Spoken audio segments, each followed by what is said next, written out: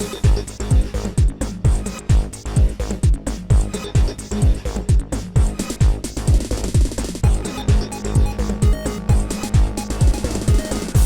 welcome back to my shop. Well, today we have on the bench another 528E, sort of. This is not your normal 528E. It's by Symetrix. This is a very, very old version. It's one of the, I believe, probably one of the original versions of the 528E. It says Rev D over here.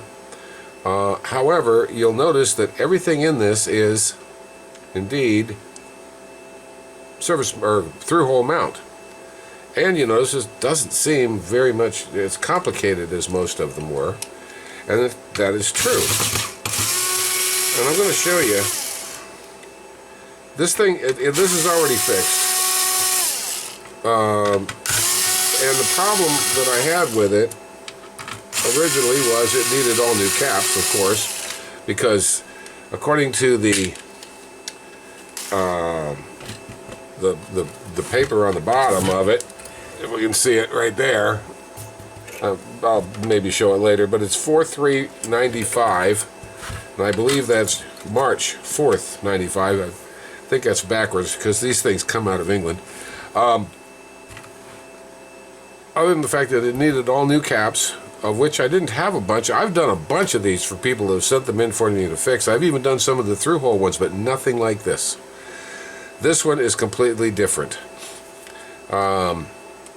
It's bigger physically by a lot. Here, I'll show you. Here's my parts unit down here that I have. There's a parts unit. You can see it's bigger. This one, of course, is all through-hole except for these THAT chips here and the big caps, of course. Or this is all service mount. And there's a bunch of, stuff on here, all these little ICs and things. But if you look at how this one is built, it doesn't have that toroid type transformer. This board has LM339s all along the top, which that one does too, but they're the small form, little service mounts. And this thing is just chock full of these BA4560 op amps, which are okay. I mean, for the day, I guess they were pretty good.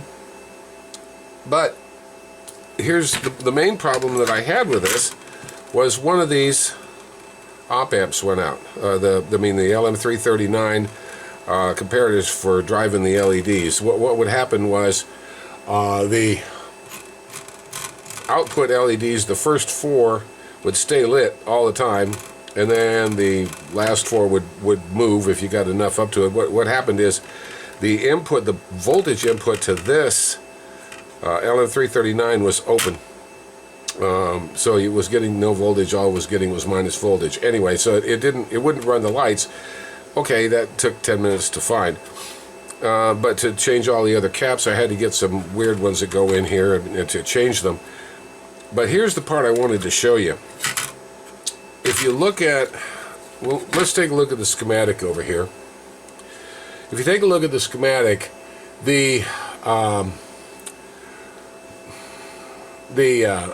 and this isn't exactly the right schematic. This is as close as I could come to the right schematic.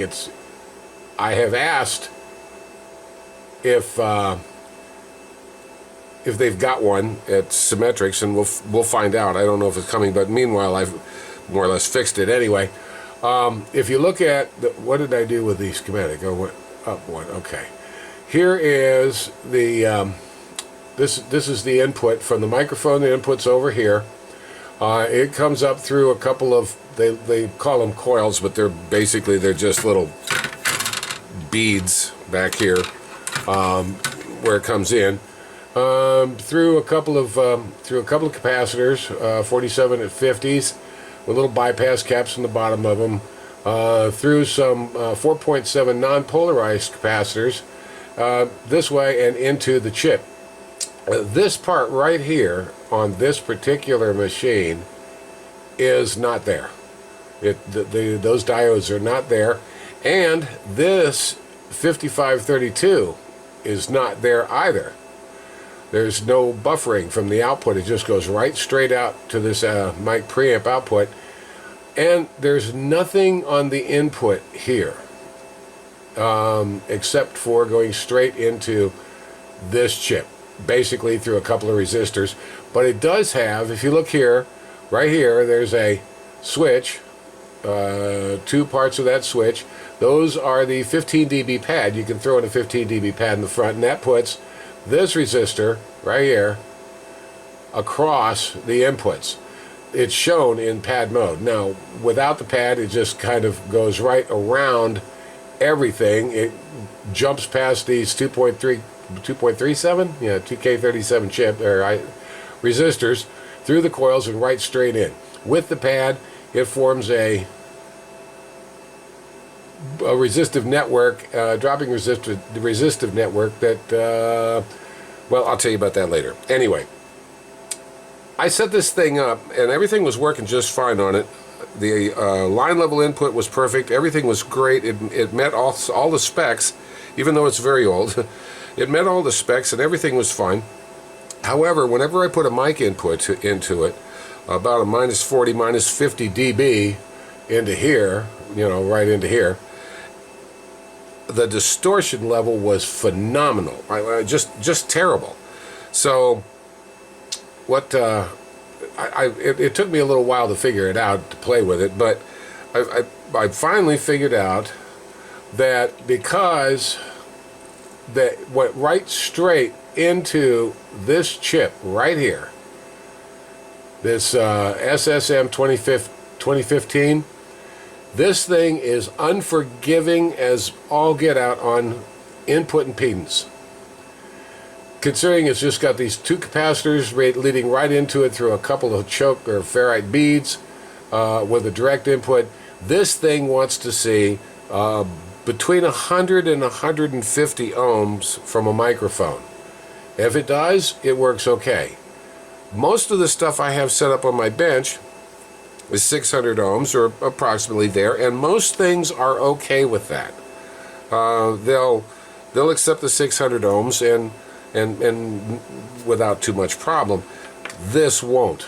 So this thing here, they don't use it anymore. It's obsolete. I mean, really obsolete at this point. But it is a mic preamp, full mic preamp chip, and I'll bring the schematic up here in a minute. Well, matter of fact, hold on a second and I'll go get it.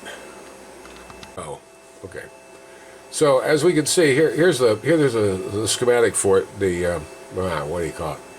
Yeah, the sheet for this thing for the SSM 2015. As you can see, it is a low noise microphone preamplifier.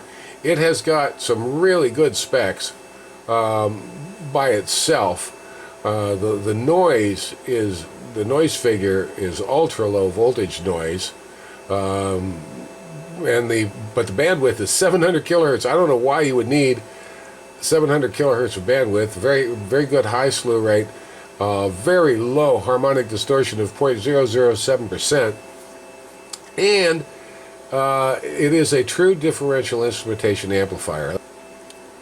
Once I set it up with 150 ohms on the amplifier, or on my